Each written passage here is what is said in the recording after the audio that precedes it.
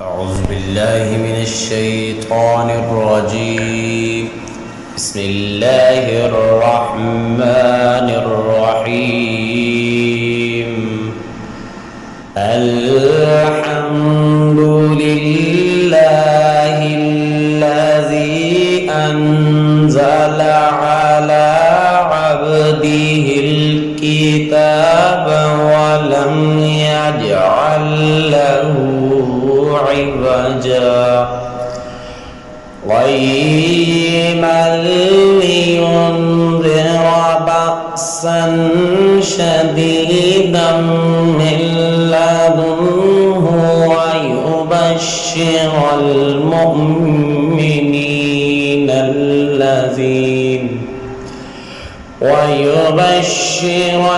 المؤمنين الذين يعملون الصالحات أن لهم أجرا حسنا ماكثين فيه أبدا وينذر الذين قالوا اتخذ الله ولدا ما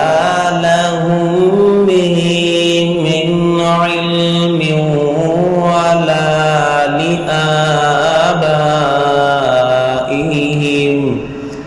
كبرت كلمة تخرج من أفواههم إن يقولون إلا كذبا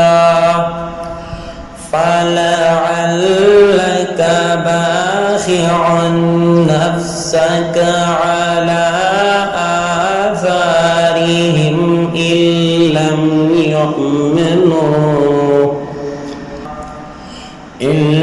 لم يؤمنوا بهذا الحديث أسفا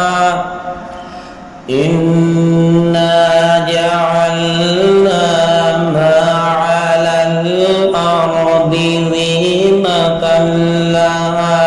لنبلوهم أيهم أحسن عملا وإنا لجاعلون ما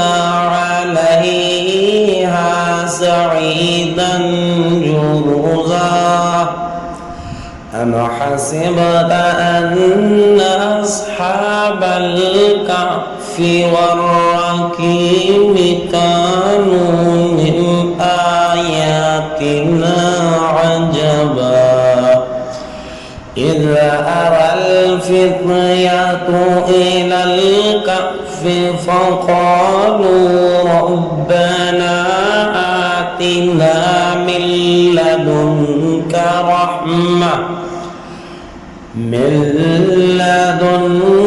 رحمة وهيئ لنا من أمرنا رشدا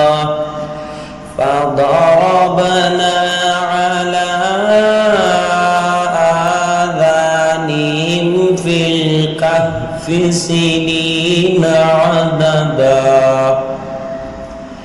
ثم بعثناهم لنعلم